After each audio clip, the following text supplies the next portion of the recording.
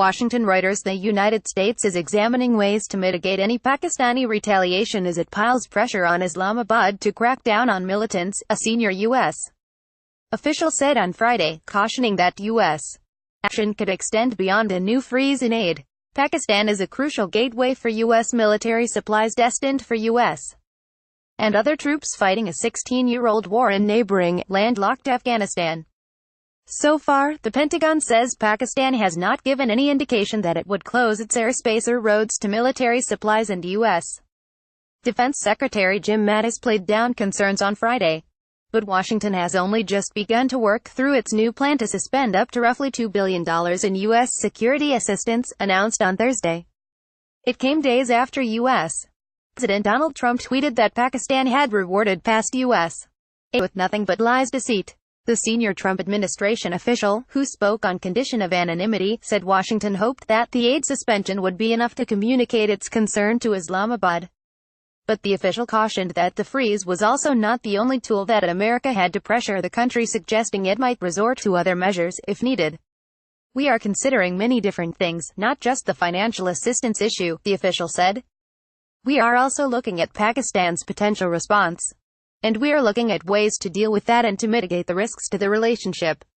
The official declined to detail what steps were under consideration, including whether that might include possible unilateral U.S. military action against militants in Pakistan. But has Trump allowed the U.S. military to again ramp up its war effort in Afghanistan, including with the deployment of more U.S. troops alongside Afghan forces? The official acknowledged a sense of urgency. The United States has long blamed the militant safe havens in Pakistan for prolonging the war in Afghanistan, giving insurgents, including from the Haqqani network, a place to plot attacks and rebuild its forces. "We believe we owe it to the Americans in harm's way in Afghanistan.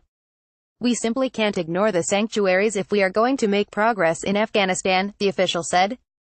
Mattis plays down concerns. Mattis, speaking to reporters at the Pentagon, said he was not concerned about America's ability to use Pakistan as a gateway to resupply U.S.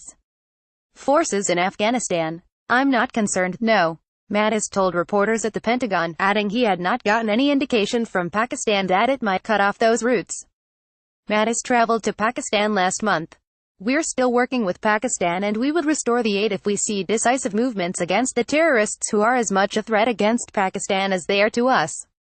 The United States has also said some of the frozen aid could be released on a case-by-case basis, and none of it will be spent elsewhere, leaving the door open to full reconciliation. The Pakistani reaction has so far been limited to harsh rhetoric, with Pakistani Foreign Minister Khawaja Asif saying the United States was behaving towards Pakistan as a friend who always betrays.